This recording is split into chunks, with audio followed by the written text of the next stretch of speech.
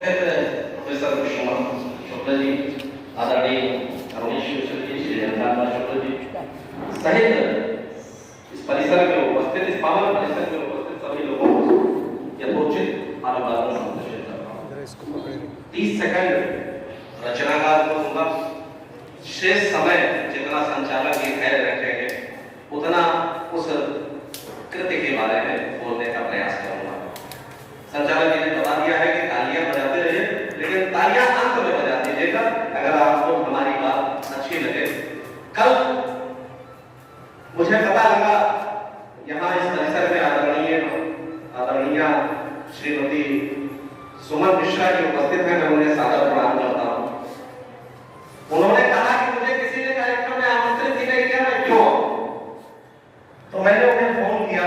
हमने कहा पवन प्रकाश अपनी रावण ने जब यज्ञ किया था राम जी के लिए, तो वो सीता को स्वयं लेकर के आए थे, क्योंकि उन्हें पता था कि यज्ञ उधर सीता के जो है संपूर्ण नहीं हो सकता। इसी प्रकार के साहित्यिक अनुष्ठान भी जो है आपकी उपस्थिति में पूरा नहीं हो सकता है, इसीलिए आपकी उपस्थिति अनिवार्य है। इसी बीच मुझे पता लगा, मैं हमेशा ये संकोच करता रहता था, मुझे बड़ा आश्चर्य होता था कि बैंक कर्मी इतना साहित्यिक अभिरुचि का कैसे हो सकता है। हालांकि अपवाद स्वरूप प्रत्येक क्षेत्र में साहित्यिक अवदान देने वाले बहुत महत्वपूर्ण लोग होते हैं, लेकिन मेरी ये जिज्ञासा सदैव रहती। लेकिन मुझे बड़ी ताजा जानकारी मिली है, मैं उसको साझा करके बड़ा ही प्रसन्नता अनुभव करता हूँ कि आदरणीय सुमन मिश्रा जी हिंदी से स्नातक है, बहुत ही योग्य है और कार्यक्रम की यशस्वी अध्यक्षता कर रहे डॉक्टर उमाशंकर चौधरी जी की शिष्या। तो अगर इतना योग्य व्यक्ति धर्म पत्नी के रूप में जिसको प्राप्त हो, एक वर्ष में क्या है हर प्रतिमान जो है पुस्तक जो है लिखवा करके लिख करके प्रकाशित करा सकता है। ये तो मैं उनको बहुत बहुत बधाई देता हूँ और अग्रिम शुभकामनाएं देता हूँ आने वाली और रचना फलता के लिए। पुस्तक की समीक्षा मेरे पास कितने मिनट है? मेरे पास कितने मिनट है? मैं सोचता हूँ मैं किताब पर कुछ बोल दूँ, लेकिन आपके रहते समय कभी खत्म नहीं हो सकता। कृति गुच्छा कविता संग्रह, रचनाकार अशोक मिश्र जी, प्रकाशक काव्यगोकुल पब्लिकेशन मीडिया नई दिल्ली, प्रकाशन वर्ष 2024, मूल्य 193 रुपए।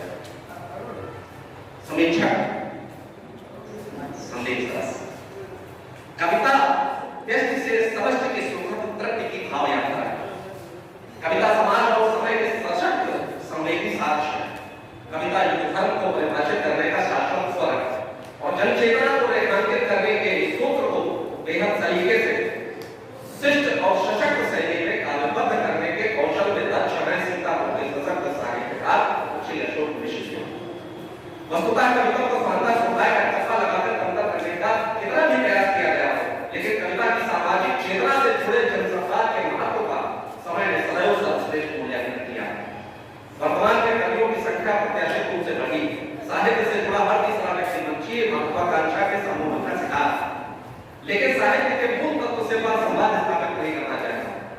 सोशल मीडिया की सहज सुलभ अभिव्यक्ति के बेलगाम माध्यम में भी साहित्य के स्तरीय मानकों के साथ पर्याप्त अधिक किया, लेकिन जिंदगी में कोई शायर नहीं होगा। यही बात साहित्य में भी लागू होती है। साहित्य साधना के अंतर्गत जब तक आपका पर्याप्त अध्ययन चिंतन मनन से संवाद नहीं होता, तब तक लेखन का स्तर प्रभावी नहीं होगा। इन्हीं मंची विद्रूपताओं के ताप के मध्य अशोक मिश्र जी की रचनाएं शीतल अयास सदृश प्रतीत होती हैं। काव्य परंपरा के मानकों का सम्यक निर्माण करने वाले अशोक जी के प्रथम काव्य संग्रह कलम के फूल और मोती काव्य संग्रह शब्द युगिक बनने के पश्चात में तीसरा गीत संग्रह गुच्छा कुल 58 गीत, 38 मुक्तक और 7 शायराओं को शोभित गुलदस्ता है। गुच्छा की रचनाओं में युगिक जीवन मूल्य और जीवंत भारतीय संस्कृति के परिप्रेक्ष्य में कवि का उदात्त चिंतन, सामयिक चेतना और सामयिक संदर्भ प्रभावशाली ढंग से दिग्दर्शित होते हैं। उनकी रचनाओं में उनके व्यक्तित्व की छाप अपने समय के यथार्थ को समझने की जिज्ञासा और हृदय के कोमल संवेदनाओं का एक राज संसार रखते हैं। उन्होंने धर्म, दर्शन, आध्यात्म, प्रेम, श्रृंगार, ग्रामीण संस्कृति, नारी विमर्श, नेतृत्व, समाज, बचपन और राजनीति आदि विषयों को प्रभावी ढंग से स्पष्ट करते हुए अपनी रचना भूमिका का निर्वाह किया। आज के सत्य के दौर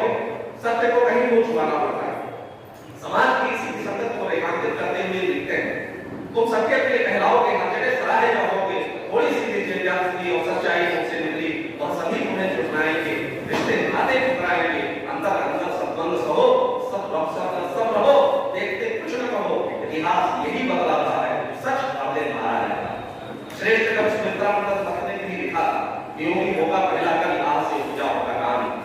इसी संवेदना के संपर्क सृजन के इसी सूत्र को अपने लेखन से संबद्ध करने वाले अशोक जी लिखते हैं, जब आंसू नयन में होते हैं, जब भी आंसू नयन में होते, अंतर शब्द प्रस्फुटित होते, शब्दों को सस्वर मिलता है, गीत हृदय में तब लिखता है, मंत्र मुक्त सुर सब होते हैं, हम भीतर भीतर होते हैं, मुश्किल तब चुप, मुश्किल होता तब चुप रहना, तुम मेरे भावों की रचना।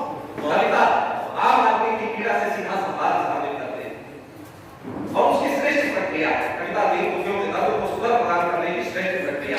इसी भावना से तादात्म्य स्थापित करते हुए अशोक जी ने संबंध करते हुए लिखा है, कहाँ है कौन भूखा और तड़पता है बिना पानी, कहाँ है जल नहीं बहुए गिराती आंख से पानी, गुलशन से मोहब्बत संग और थोड़ा प्यार में दो, किताबें पढ़ चुके हो तो थोड़ा प्यार दो।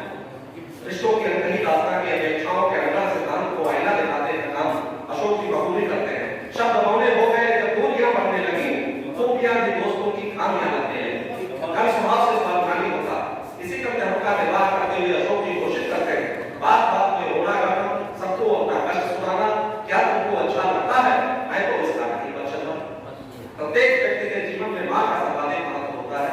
इस संग्रह में अशोक जी की मां से जुड़ी कई रचनाएं हैं। एक जगह वो लिखते हैं, मां केवल रिश्ता नहीं, मन मां एक भावना है, मां का सम्मान तो ईश्वर की साधना है, मां को वृद्धाश्रम की राह दिखाने वालों तुमको सुख मिलेगा यह हम पाना है। वास्तव में कविता वह है जो आम आदमी की जनमानस की संवेदना से सीधा साक्षात्कार कर सके। इसी संवेदना से संवाद का एक चक्र अशोक जी की रचना में लिखी।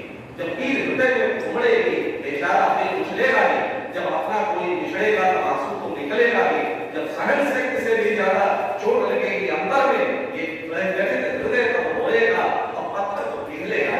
जीवन में हंसना हंसाना सबसे मुश्किल कार्य होता है। अशोक जी की रचनाओं में हास्य का भी उल्लेखनीय है।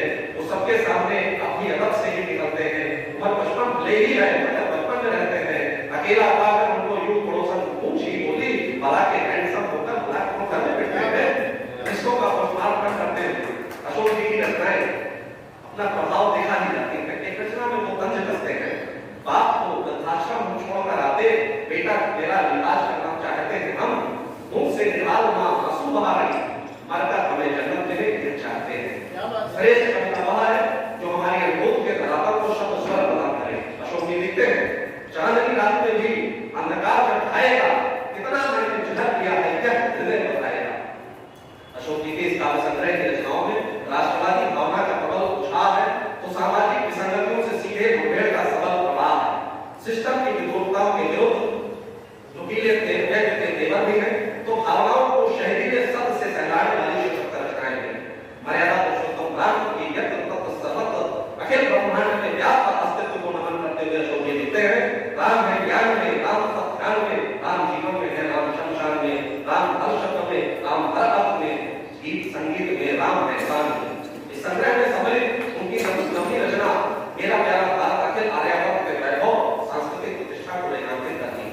इतनी अच्छाइयों के साथ इस संग्रह में एक निराशाजनक पक्ष भी एक प्रतीक होता है। इस संग्रह की क्षणिकाएं शीर्षक की 7 रचनाएं सम्मिलित हैं, परंतु यह क्षणिका विधा के अंतर्गत संभवतः विधा के साथ न्याय नहीं कर पाती। यह सातों रचनाएं मुक्तक विधा के अंतर्गत ज्यादा समीप प्रतीत होती है। हो सकता है टंकण त्रुटि के कारण शीर्षक गलत हो गया। उनके तमाम प्रभावी मुक्तकों में एक मुक्तक का उल्लेख करना चाहूंगा। आओ सूरज की कुछ किरणें मूर्ति में हम बंद करें, अंधकार को और जना हम उन्हें वहां स्वच्छंद करें, कहीं उजाला कर पाए बस यही प्रयास हमारा हो। आओ सूखे पुष्पों में हम नित्य नए मकरंद करें। अशोक जी की काव्य की उत्कर्ष दिलचस्प रूप से उनकी रचनाओं के माध्यम से समझ में आता है। जो व्यक्ति समाज देश के लिए आवश्यक संदर्भित संदेश प्रदान करता है, उनकी रचनाएं मानवीय मूल्यों बस आखिरी हो गया।